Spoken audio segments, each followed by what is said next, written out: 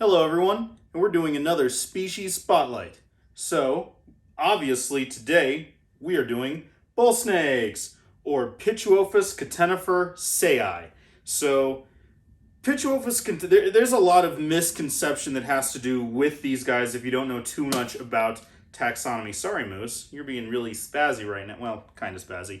So, really, bull snakes are actually just one subspecies of Pituophis catenifer.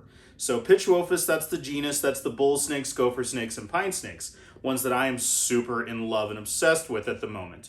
And then after that, you move down to the species, which is catenifer. And then catenifer are the bull snakes and gopher snakes. They're all easily recognizable, including the pine snakes, with those keeled rattlesnake looking rough scales. They're not smooth and small like a lot of boids, like pythons and boas constrictors, right? So, and then inside catenifer, the bull snake and gopher snakes, you have sayi or sayi, S-A-Y-I. I'm going to say sayi. I don't know if I'm pronouncing that correctly or not. Latin's hard for me. So basically, there are 8, and then once again, because taxonomy is hard, possibly 10 subspecies of catenifer. And we're going to be talking specifically about bull snakes. Yes, there are other gopher snakes, and they're all called gopher snakes, like catenifer, and sonorans, and then all these other ones. But we're only talking about bull snakes because these are, I don't know if they're the most common, but definitely some of the most recognizable North American colubrids that there are. So, as I just said, North American colubrids, and these are one of the widest ranging and distributed species of snakes in North America. Their range stretches from Alberta in Canada, so that's kind of like the middle of Canada, if people here in the United States who are unfamiliar with the Canadian provinces. And they kind of stretched on all the way down all of kind of central United States from like eastern Idaho, like around Yellowstone, kind of, right? They're actually found in Yellowstone Park, all the way over to kind of Midwestern-ish Indiana, and then it goes all the way down into Mexico. So a huge portion of North America and basically all of middle United States, middle America, because, we're Americans or whatever may have you. So because their range is so wide, they're obviously a very varied species. And what that means is that they have the ability to adapt to a wide variety of places. That being said, if you were to pick up a bull snake from southern Texas and put it in Minnesota, would it necessarily be able to brumate properly and survive the winter?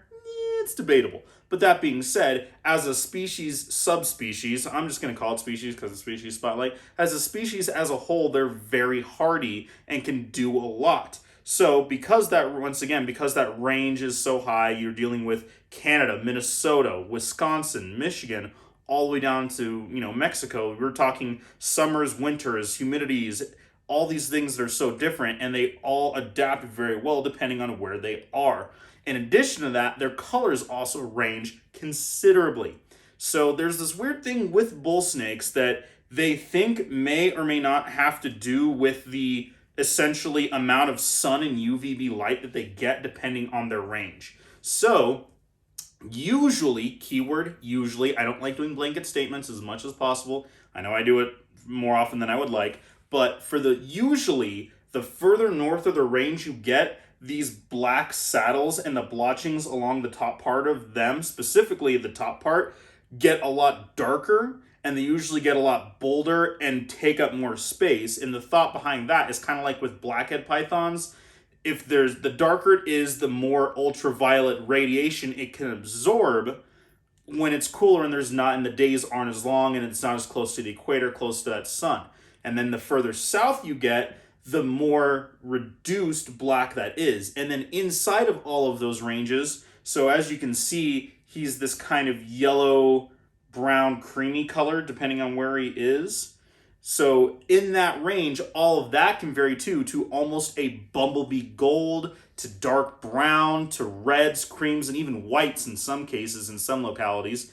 And they have naturally occurring morphs that pop up a lot too. So for instance, Kingsville, which is a county in Texas, they have a specific red morph called the Kingsville Red, and they are this red color. It's in Texas, so usually there's not as much black here. It's there, but it's not nearly as, dominant as it is in someone like him. And then instead of this creamy yellow brown color, they're red, which looks absolutely stunning.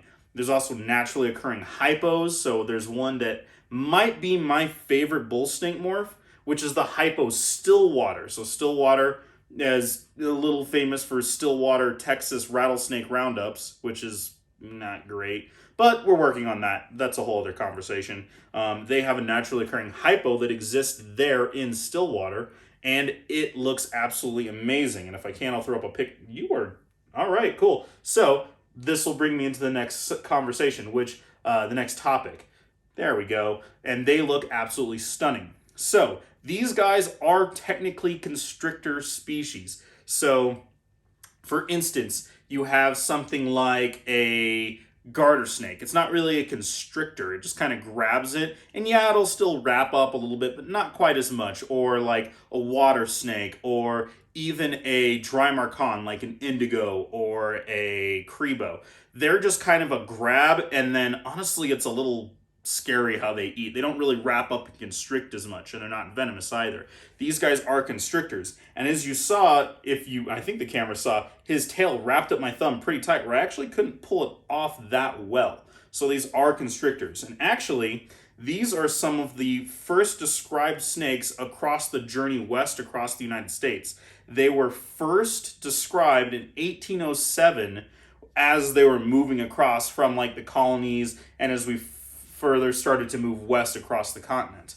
That also being said, they're a very large snake species. So we don't know how old Moose is. He's what we're pretty sure is a wild caught specimen. He's been in multiple videos before, and I've talked about it there. So he was in Colorado. We have weird laws about native species. So you cannot buy a native bull snake. And there's weird things about catching and field collecting, which is kind of frowned upon here, and myself included. I'm not a big fan of field collecting, but this guy was already collected and inhabiting with other, captive snakes from not his region, so re-releasing him is also frowned upon. So someone picked him up, and then they were downsizing their collection, and then he was given to me, not purchased, he was given to me. And also because of that, he has that kind of weird little nose there. He rubbed a lot from the first person, and then a little bit when the next person had him, and then while he was in quarantine with me, he did rub a little bit too. But since putting into his enclosure, and I'll do a whole, I did a whole enclosure upgrade for him too, and I talk a little bit more about that.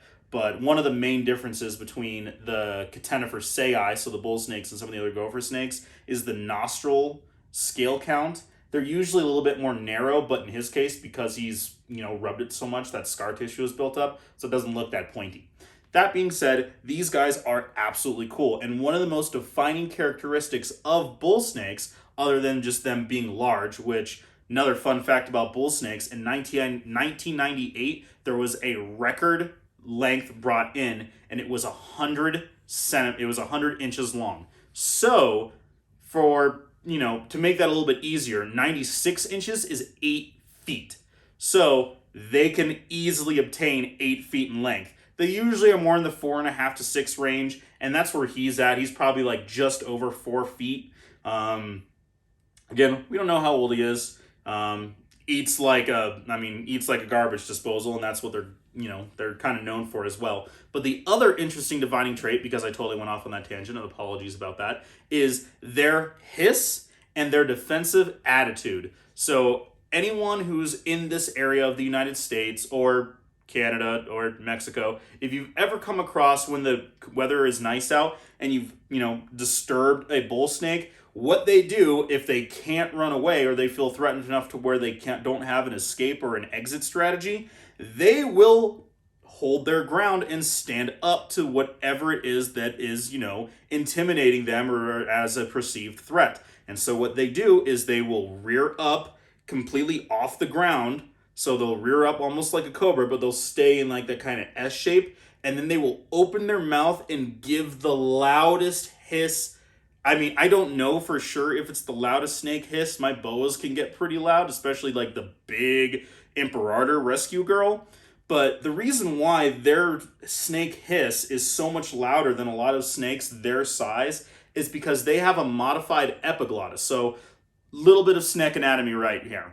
The glottis, and we have them too, only it's a little bit different. It's called the glottal keel in these guys. It's a little flap that is usually there to prevent liquid and food going down our windpipe, and it has to do with respiration and breathing and stuff like that. In snakes, it's that little tube in their mouth that helps them breathe while they're eating food. So once again, it's modified and it's lengthened and enlarged so that way they can still breathe while they ingest their large meals. Not like these guys are eating antelopes or cats, but they can eat some very large things, including gophers and prairie dogs and things like that.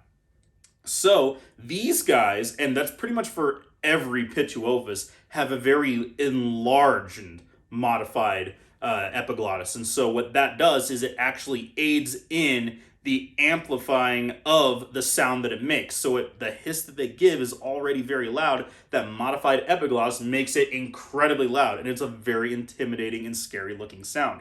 That being said, that kind of defensive stand-up-ish attitude is kind of part of their charm, and I absolutely love it. So, in conclusion, these guys are an absolutely amazing, wonderful... I didn't really talk too much about morphs. Sorry about that. So these guys, if you are in the morph game, because let's be honest, all the morphs and stuff are really cool.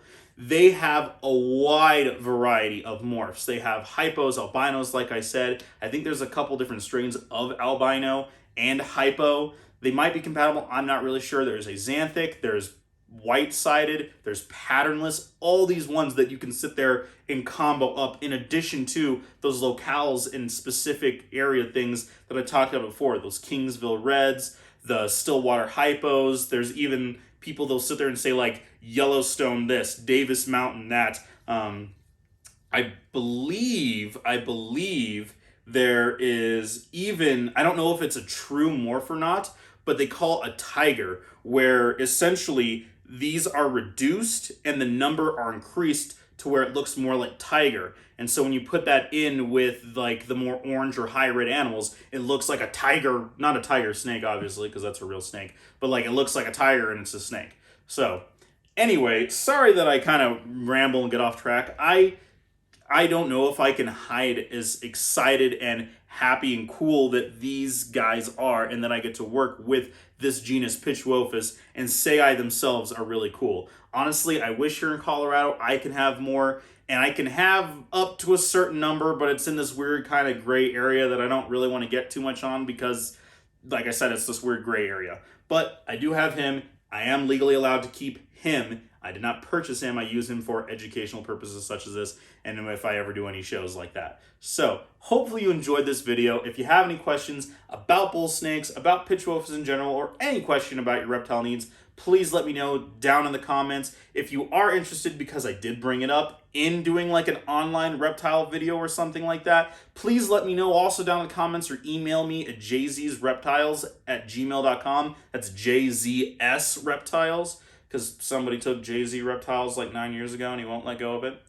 But hopefully, again, you did enjoy this. Facebook, Instagram, all that fun stuff. Check us out on Patreon, as well as please check out the podcast that I started. Keep Calm. It's Just a Snake podcast. It hopefully will have some very interesting characters on there. It'll still hopefully have some of the usual podcast crew that kind of make the rounds across the different reptile podcasts, as maybe as some local flavor and some people that we haven't really heard of a whole lot. So once again, hope you enjoyed the show. Hope you enjoy Moose here, and I hope you're having a great day. We'll check you next time.